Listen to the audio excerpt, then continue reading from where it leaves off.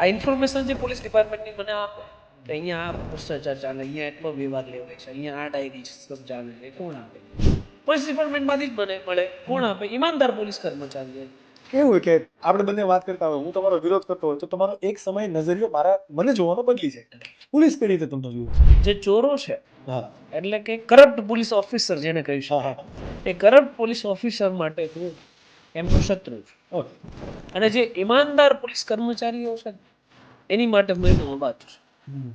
જે સિસ્ટમથી ત્રસ્ત થઈ ગયા છે, જે ઈમાનદારીથી કામ કરે તો એને ટ્રાન્સફર મળી જાય, જે ઈમાનદારીથી કામ કરે તો એમને ડ્યુટી ઉપર ના લેવામાં આવે અથવા આદિવાસી વિસ્તારમાં પોસ્ટિંગ આપી દેવામાં આવે, તો એ લોકો માટે હું છે ને એમનો અવાજ છું. એ લોકો મારી સુધી ઇન્ફોર્મેશન પહોંચાડે અને પછી જ આપણે આ ભ્રષ્ટાચારીઓને સીધા કરીએ છીએ. તો બે એંગલ છે પોલીસ કર્મચારીઓ. જેને ઈમાનદારીથી જ કામ કરવું છે એની માટે સારો છે, અને જેને બેઈમાનીથી કામ કરવું છે એની માટે પોલીસ વિરોધી છું.